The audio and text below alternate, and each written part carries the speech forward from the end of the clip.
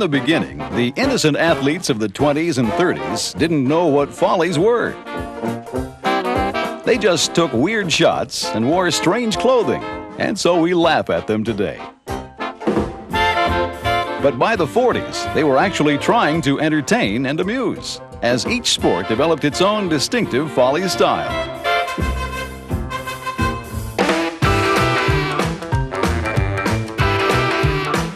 In the 50s, giants of the genre emerged, and interest in sports humor exploded. The 60s and 70s saw a rogues gallery of colorful characters humanize the Follies. Soon, we were plunging headlong into the 80s. Today, big league athletes can pull off a sensational stab, then make a fabulous faux pas. Somehow, that's so reassuring to all the rest of us.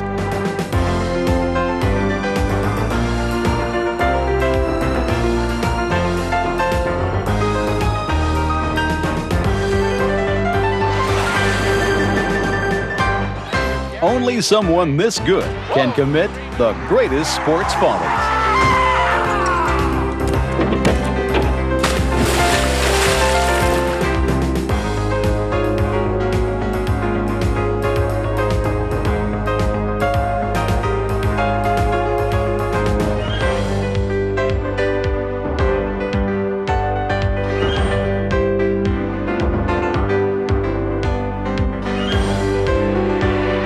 Ground ball back to the mound. Can't get it out of his glove. He's running toward first. He throws the ball and the glove, and Hernandez is... I'm saying now, they're tackling our guys on pass protection. Don't you be intimidating me. I'm not intimidating you. Don't you be intimidating me. I'm not intimidating you, but I'm going to tell you. You gotta be kidding. Hey, you guys are reading a different rule book than me. When you look at it, sometimes we're very serious about what we're doing, but when you look back at it, you say, boy, that was seriously funny. Mr. Borg's shot strikes the official, knocking his glasses to the ground. How unfortunate. Left side, challenges, block, another block, Harry, another block, and they'll score the last one. Hextall is so strong in clearing. Traps it, here he goes, bidding for one. Here's the clear, here it is, he scores! Hextall scored a goal on the empty net. Before you guys say anything, I was aiming for that corner. Deep to right field. Holy cow, I don't believe it. Home run for George Brett. And Billy Martin now is coming out. He wants to take a look at that bat. And they are about to make a decision, and this could be a momentous decision. That you remember that? I can't believe that. Wait a minute, Bill. I can't believe that. They did that to Simon Munson. Brett is upset now. I can't believe that, Phil. Myra straight back to pass. Looking. Now stops, throws, completes it to Kilmer up at the 30-yard line. Kilmer driving for the first down, loses the football. It's picked up by Jim Marshall, who's running the wrong way. Marshall is running the wrong way. And he's running it into the end zone the wrong way. Thinks he's scored a touchdown. He has scored a safety. As Jim Marshall knows, strange things happen in the NFL. That's the fun that attracted a child of the 50s named Jerry Glanville.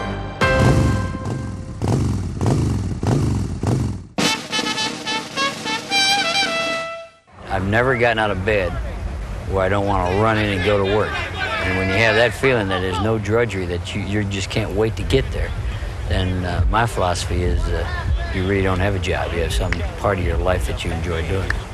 You catching on? Yeah, I think so. You think so? Where'd you go to school? Good. Pardon? Where'd you go to school? Iowa. Wasn't Iowa State? No. We got the wrong guy. We were drafted. We wanted the Iowa State quarterback. We took the wrong guy. Coach Sherman, he went to Iowa. I know it. I wanted the Iowa State quarterback. We got the wrong guy. I tell you, that happens in the draft.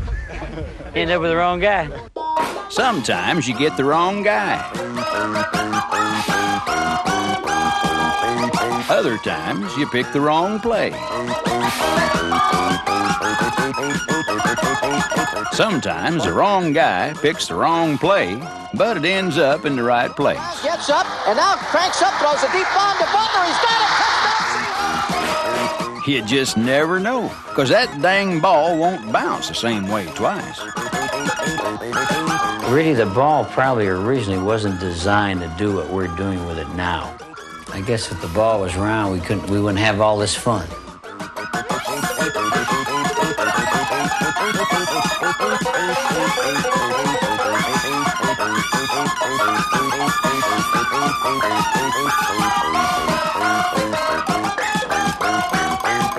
The Houston Oilers keep coming up smelling like a rose, thanks to their happy-go-lucky coach and a fairly sizable home field advantage. Probably our biggest advantage in the Dome is we have giant Texas cockroaches.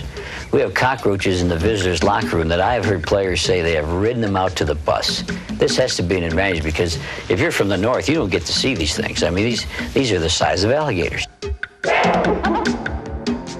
Each NFL stadium has its own little surprise for visitors. Magnets in the turf at Seattle. Old Testament interlopers in Atlanta. Landfill leftovers in New York. California's La Brea tar pits. Arctic Circle antics in Green Bay. Thin air in Denver. And Hound of the Baskervilles weather in Chicago. I say, old chap, did you say a game was being contested at Soldiers Field today? Without my bifocals, I can't quite make out the pitch. Here's how it looks to us, and we're only about 20 yards away from the play. We can hardly see it. In the stands, the fans can't, and they're relying on the play-by-play announcer to keep them abreast of what's going on. Cunningham looking, he fires the pass, and it may be intercepted by the Bears.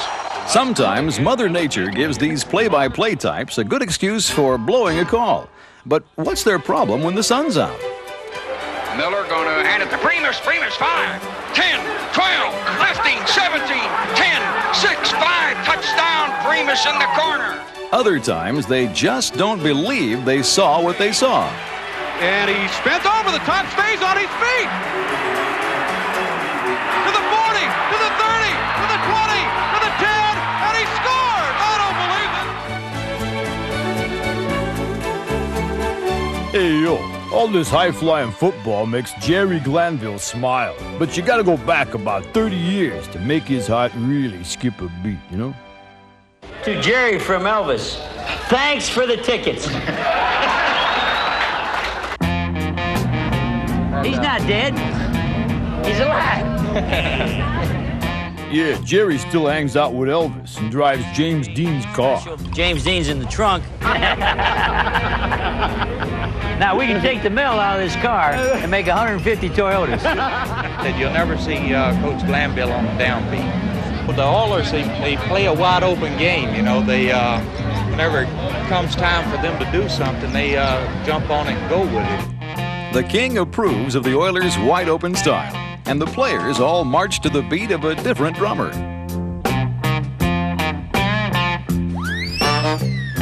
And that drummer is a coach who actually enjoys his team's contribution to the Follies. I was on the ball here. It's his hands that weren't working. I'm looking for my favorite play. Is this it, the Jets kick? This is my favorite play of all last year. In fact, I've asked for the Jet Film to make a copy of this for me. This I love. We call this a West Coast weave.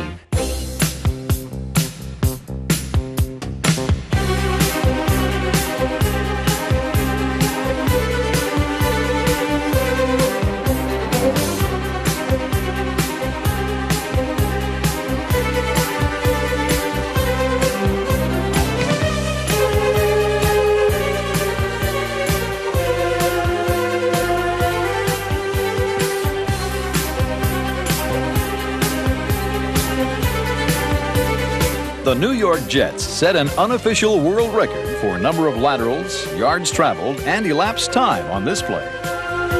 But you know what they say. Those who live by the West Coast weave die by the West Coast weave. Over now to Richardson, who laterals the ball, and is taken by Tampa Bay down the right sideline. Vince Heflin's going to go all the way for the touchdown. You see, record-making, breathtaking, game-breaking plays are always just one oops away from a folly. Fans love them, but for coaches and players, there's only one thing worse. Way up here. Official. He's up here, sir. Come on, you see 88 holding out there. God, what you gonna do, stand there and let him hold? Hey, the ball hadn't been kicked.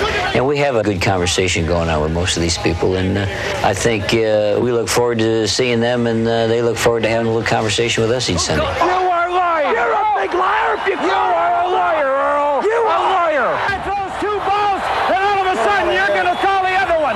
That other pitch won the strike. Where's he allowed to go? He cannot go. You man avoiding the tag? Yeah, he can get around him. How far? That's 3 holding penalties on one football team in a quarter and a half. That ain't funny. No. You gotta use your judgment on it. I understand. No, 1, 2. Is that right? Yeah.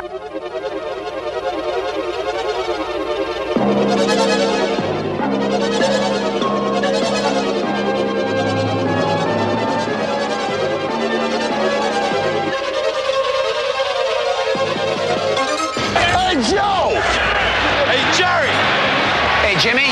Hey, Airman. Hey, you over-officious jerk. Get out of here. Get out of there. Well, that's good enough for me. Okay. But sometimes get some help on it, too, all right? All right. I have no confidence with you, buddy. There's not 1 inch. 15 all. Everybody has their own style of communicating with officials. Head coach John Chaney of the Temple Owls only has to establish eye contact.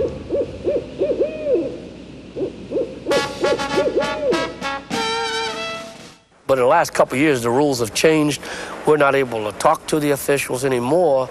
So now I'm guilty of just staring at them once in a while. They've called a couple of my stares the one-eyed Jack stare. But we can't talk to them, so at least I can stare at you. John, I wouldn't want to meet in an alley because he stares at you with those big eyes, and I would just drop over, play dead, because he would scare the heck out of me. And he wants a team of domination. That's it. Not competitiveness, domination. That's John. The other coaches, they're worse than I am. At least I think they are. Especially that Roley. Roley and Speedy, yeah, they're bad boys. My personality is somewhat of a quiet personality. I mean, I'm an emotional kind of a guy. Being the nationality that I am, it causes that. I think I have a pretty good relationship with the officials. And now they're not supposed to talk, but we still have a little camaraderie and a little conversation now and then. I love to look at him more than I see the game. In fact, when I'm scouting them, I lose sight of their team and watch Roley. He's really something very funny. Speedy the same way. Speedy Morris, he wrestles with himself. You know, he tears himself apart. And I mean, he takes off his clothes as he's yelling and screaming. Speedy's a sight to behold, I think. There's Speedy Morris. He is going to be losing that tie shortly, and the sweater is probably in deep trouble, too. And Speedy Morris, who ripped his pants here 2 years ago, they were threatening to rip his sweater off. This reminds me of 2 years ago when Speedy ripped his pants right up the back. I ripped them because I was wearing 36 pants. I got about 39 waist, you know, and I learned since then to buy bigger pants. And I just expanded too much for the pants, and they couldn't take any more. They had enough, and they just popped. The fans saw it. I mean, it wasn't just a little tear. I was just happy I had clean underwear on. And, of course, when he went into halftime, his wife was sewing his pants up, and he was standing there coaching in his underwear. And he still won the game. That's what I told him. Split them every time you play. I said, you're better off. If they give you a W, that's all it takes. These three coaches all work in the same building. Philadelphia's Palestra is the home court of a unique city series called the Big Five. Each year, Temple, LaSalle, St. Joseph's, Villanova, and Pennsylvania display Division I college basketball at its best. So that fire is always burning. You don't have to come out with any great Newt Rockney speeches. Not at all. It's always a fire that's already there to win the Big Five. And here's Gary from long range. Whoa, 3-on-1. Williams up again, and he's not going to be blocked. Rodney Play center. And there's a dunk. Muncie with a post. Damn. 5 minutes left. It's a 2-point ball game. Comes Presley, 3-on-1. Presley from the glaze.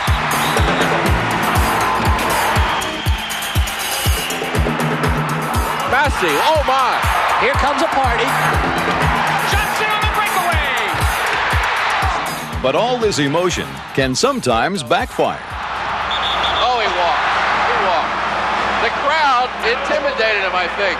And he was trying to think of about 8 different moves and couldn't get any of them started. We put all of the time in teaching and coaching to get that ball right through that basket, and yet it seems to bounce everywhere. All alone, Williams missed the dunk. The undunk. So he undunked the ball instead of dunking the ball. Sometimes we say it's a brick. He shot up a brick. And it's being kicked around everywhere. You go to try to pick the ball up, and there's one guy who misses it, and 2 other guys fall on the floor. This guy dives at it. He with it. The ball's going that way, and all of a sudden it's going back this way by the other team, and he goes down and blows the basket. Ball hits him in the face. He falls out. All of these things happen, and it's very funny. But it just goes to show you that the game is not so far removed from where life is. As in life, we sometimes foul up, and a buddy saves us, or we might get stuck in an awkward situation. There are days when we run out of room or want to leave early. But most of all, everybody needs somebody to hold on to when life gets rough, as it surely will.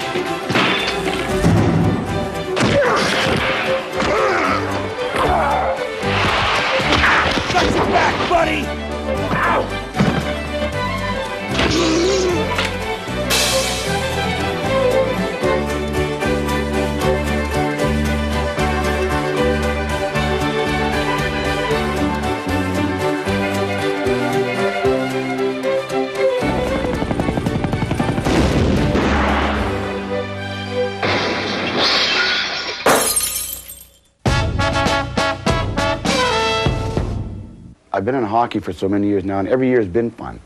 To me, when the fun does go out of it, I think it's time to get out of it. Terry Crisp is a former Broad Street bully from the Philadelphia Flyers, who now presides over the loosest team in the NHL, the Calgary Flames. Just don't think, react. You'll be all right. We all go in with visions of grandeur and doing this and that, but what it really is, if you jump up on top of Secretariat, you know you got a pretty good chance of finishing up in the top money. Here's Poplinski. Wants in, gives it to Radina. He shoots. Ran for the save. Oh, they put it in. Joseph tucked it back into You're on a Mennonite plow horse, you better be gouging pretty good to get down the home stretch. 2 on 3, Muller in the middle. Shot was deflected on, goal scored! Patty Verbeek will get the goal. Mike Vernon misplayed it. Terry is the kind of guy that says what he feels and says it loudly and says it right away. So at times he's very boisterous and sometimes even out of control. But the bottom line is he wants to win hockey games, and that's what we're all here for. Well, in the 16 years I've gone through just about every kind of coach you can imagine. Coach Crisp is kind of a hauler guy. It's his way or the highway sort of deal. He wants you to play with emotion out there and go that way. They're all men, they're family men, they're human beings, and we're going to make mistakes.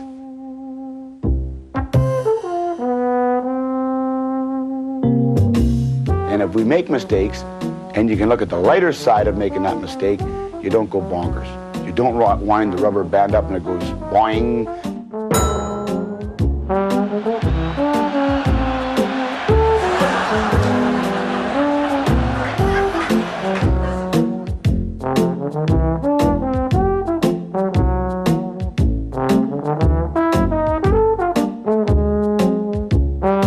It's not always serious out here, and if you don't have fun with it, you won't last very long. Something funny just happened.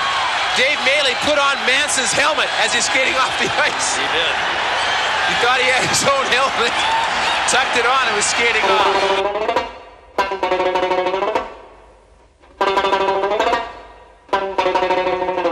After you've had a few days to watch it, and it's not life or death, you do find some humor in it. Maybe not at that given time. It depends on whose bull is being gored as to who's humorous or not.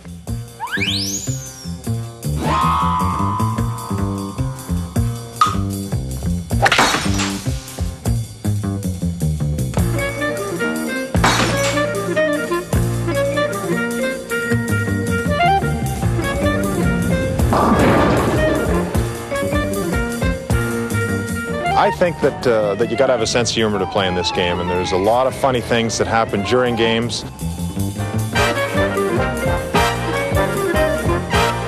But sometimes it's fun, sometimes it isn't fun. He centers it out in front of the net. There's nobody there. There's a loose stick, and there's a loose glove, and the glove scores. Fellas, this is hardly the time or the place, you know. Come on, fellas, please, just knock it off, okay? Come on, guys. Take that, eh, you poser. So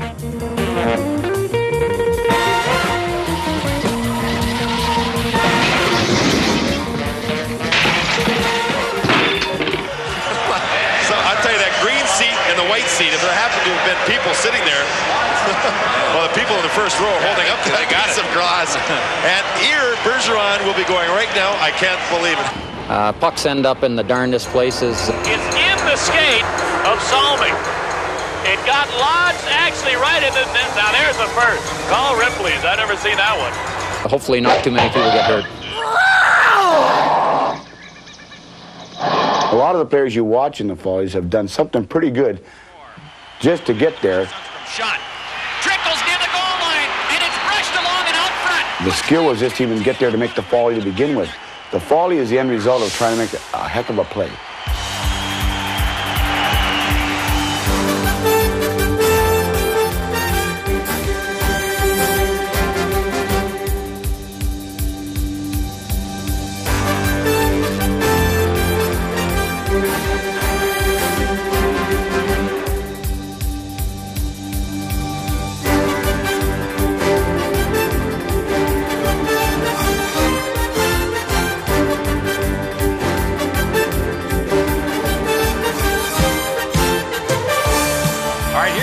Shot. Now you can see how he puts it in the corner. Now watch this puck hug the boards. It looks like it's going to stay there all the way. It's magnetized. The goalie thinks it's coming back behind, but he's wrong. It's a score.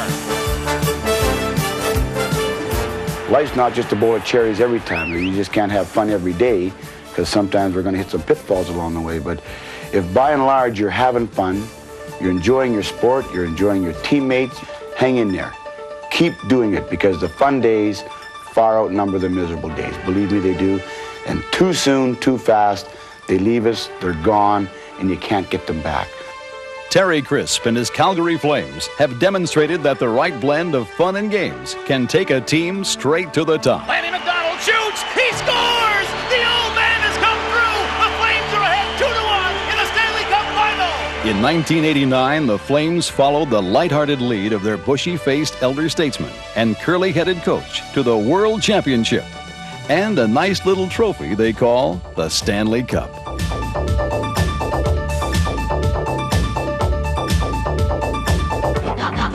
Oh, so you say you don't have the studs to win a championship. Today, I will teach you how to win with your brain. Dr. Freud called it a psych job, and it starts with eye contact. Sometimes all it takes is a subtle glance, or a little body language will send the message. Did you get the message, Mookie? Al Hrabowski was my favorite subject of all time. Here was a man who could communicate his deepest feelings without speaking.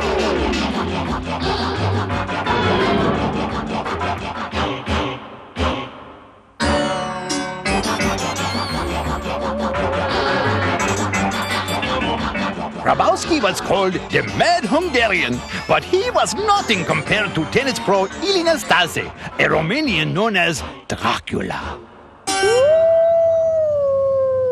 Hey, loosen up, Ely! I don't know. I'll loosen up. I'll loosen up right now because I'm tense right now. As a touring professional, Ilie Nastase was the loosest player to ever grace a court. In a game marked by somber intensity, Ilie was a child at play.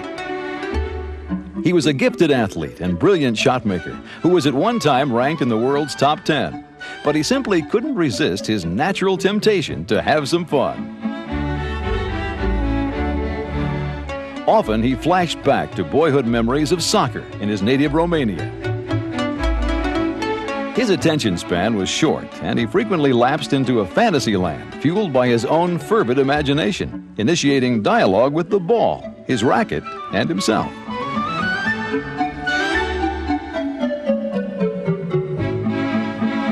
But his mood swings were not always sunny.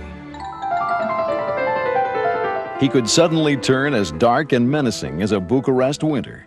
At these times, he became nasty Nastase. Intimidating officials, disturbing opponents, and shocking fans.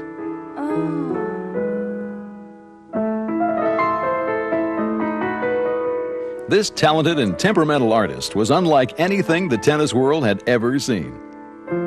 Depending on your point of view, that was either good or bad, but never indifferent. Sure, sometimes I went too far, and I have to admit it, but I don't regret it.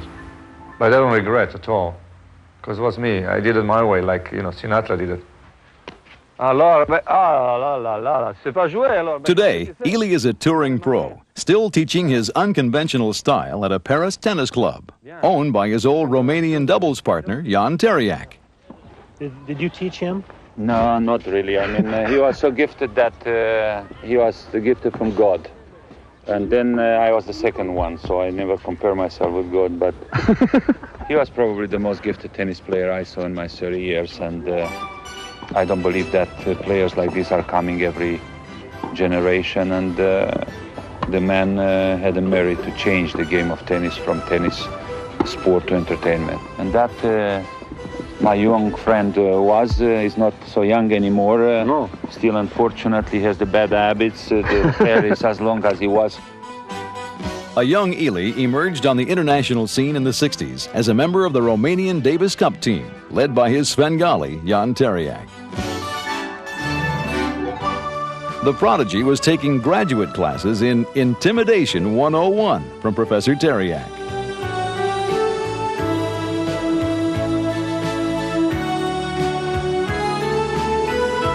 So when he came along, not really only coaching him, but I was always older. Now we change, he's older than I am.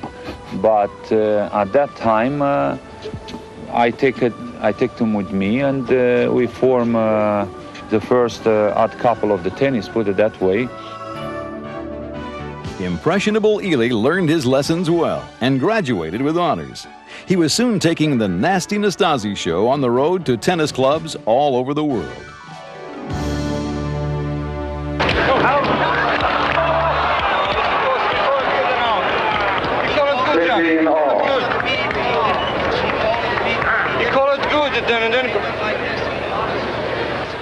These guys are terrible. Please. Yes, the rest of Everest. Quit stalling The tournament was ruined for me, and the tenseness and the problems I had with my friend, Mr. Nastasi, who caused a lot of trouble in every match that he played this week. Tuesday, Wednesday, Thursday, and Friday. You know, they talk about Nastasi being the victim of all this. Think about the guys that lost to him because of it. So, you say this nasty Nastasi fellow from Bucharest is rude and boorish. Maybe so, but he's also very entertaining. So long as you don't have to play him, that is.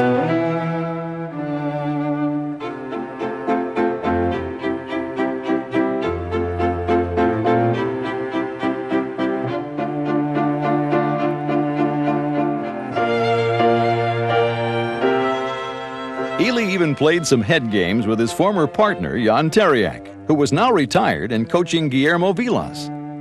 To circumvent rules against coaching during a match, Vilas would look for discreet hand signals from Teriak in the stands. So Teriak, before the match, was talking to Vilas with the signs, you know, they're just saying if I put my finger, I know, open my eye, I don't know.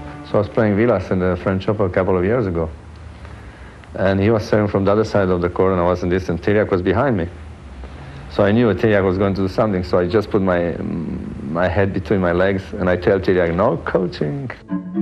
For better or worse, Nastasi influenced a whole new breed of tennis player who arrived on the scene as he was leaving, bequeathing the game a personality and sense of humor it had previously lacked.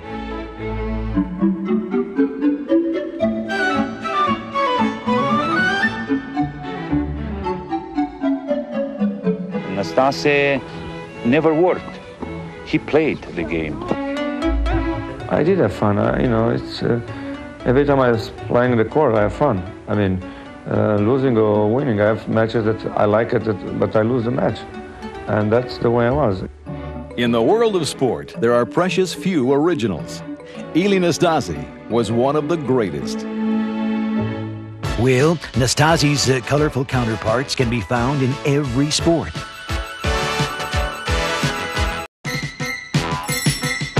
Larry Anderson is a well-traveled middle reliever who keeps assuming new identities. Hey, where's Nolan Ryan? That's me. I'm Nolan Ryan. Last year, gave up a home run to Schmidt in the Dome, and it was pretty much a blast. When Hal Lanier came out to the mound, he said, looked at me and kind of shook his head. Says anything hit that high and that far ought to have a stewardess and an in-flight movie. Now that was comforting, I'm not about to put baseball above life. And I think that's, you know, the things I do is part of my life. Even when he was with the Phillies, Anderson has always been strange. Sort of like Pittsburgh's Andy Van Slyke, whose off-center ideas led to the nickname Norman. As in Norman Bates of Psycho? Baseball players, I think, have fun in any condition, no matter what it is, and especially when it comes to the snow and rain, because when you make a mistake on the field and 50,000 people see it, you better have a sense of humor, because if you don't, you're going to end up checking into the Bates Motel pretty soon. Today is April 8th. We're in Wrigley Field, Chicago. And this is the Pirate Trio of the Pittsburgh Pirates, even though there's more than three. Okay, guys? Ready? Hit it. Here we go. Hit it. One. Hit it. 1, 2. 1, 2, 3. The weather outside is frightful, and I am so delightful. I don't want to play, so let us all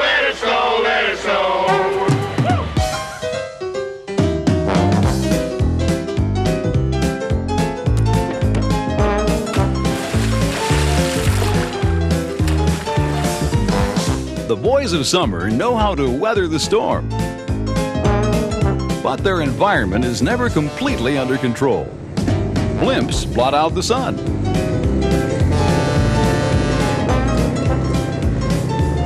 Runaway rainbirds jump the gun. I'm not a meteorologist. Don't tap my foot and ask me if it's going to rain or not. Check the wind direction. We had just taken the lead. We're trying to get the last 3 outs of the game. All of a sudden, this wind starts picking up. The skies turn black. Our catcher is being invaded by hot dog papers and Cokes and beer cups, and all of a sudden he's getting plastered. It was the first time that I've ever had a wind delay in any of my years in baseball. The animal kingdom is also part of Mother Nature's plan to make each fly ball a safari.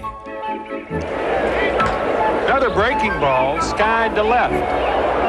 It hit a bird! You believe that? I've never seen that.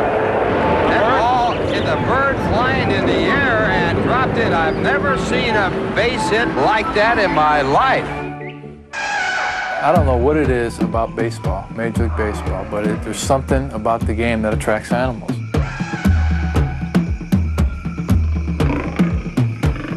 You got squirrels running around the field. You got cats, birds, bugs.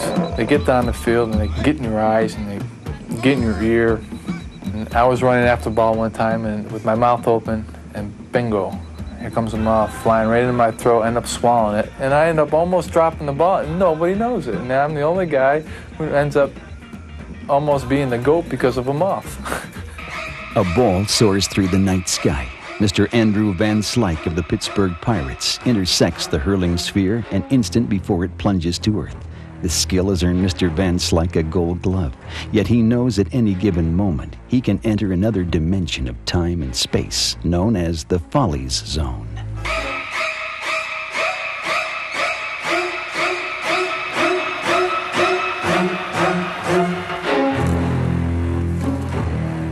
A lot of things can happen positively and negatively in that player. It goes through a player's mind when he has too much time to think. When he's sitting there camped under a ball, he knows that there's 2 outs and the base runners are running around the bases trying to get to home, and he's waiting, he's backing up, he's waiting. And he goes, I got it, and clank, it hits his glove, he drops it. In the back of his mind, he almost knows, hey, I knew that was going to happen. Why did it have to happen? He's caught the ball 99 out of 100 times before the ball was hitting. And he knows that, I probably got it, but that one time he's waiting, and clank.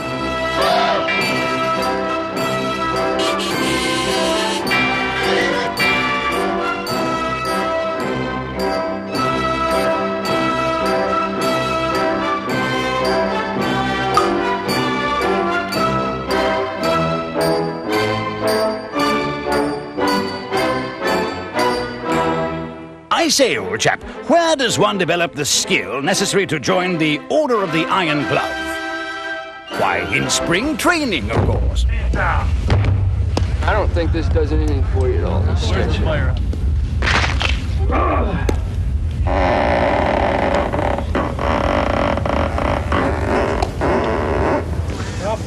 Hey, Rothy boy. Hey, Norton! Hey! Spring training is the time for suntans. It's not like we're doing a Jane Fonda tape and trying to get ourselves our bust line down or up, or our butts up or down, or thighs in or out. I mean, that's not what we're thinking about. Every day I would come in and boast about how well I was catching bats in spring training, and that's all I thought about when I was on the field in spring training. Those who survive fishing trips in Florida earn a spot on the traveling squad. That's smart.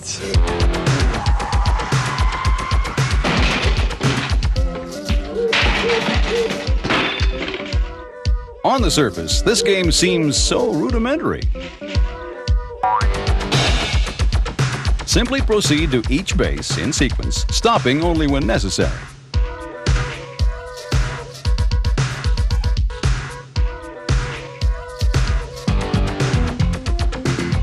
Takes a good pitch to go on. Terrible throw. Mosby doesn't know where the throw is. He's going back to first. first base. Is he going to steal first? He steals first. Now he's going to steal second again. I've never seen it before. Where's Abbott and Casella when you need him? Such a basic task. Strike a leather-bound ball of twine with a sturdy stick of wood.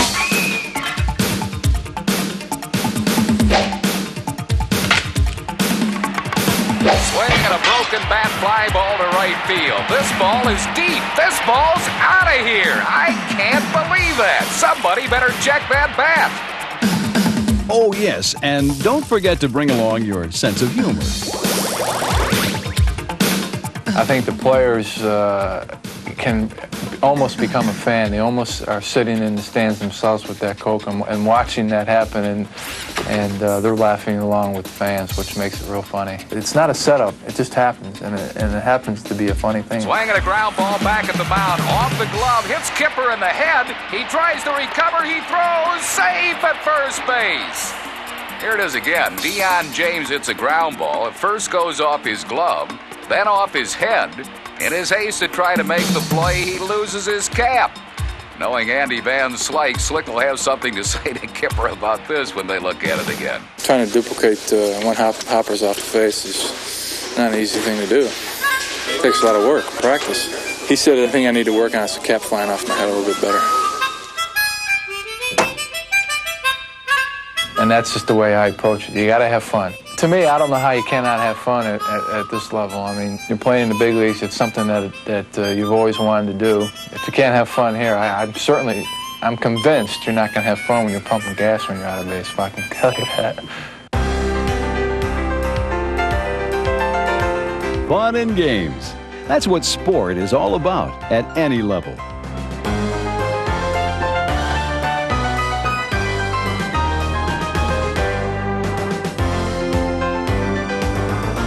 Perhaps we can sum this all up by paraphrasing the most famous quote from the Sports Cliché Hall of Fame.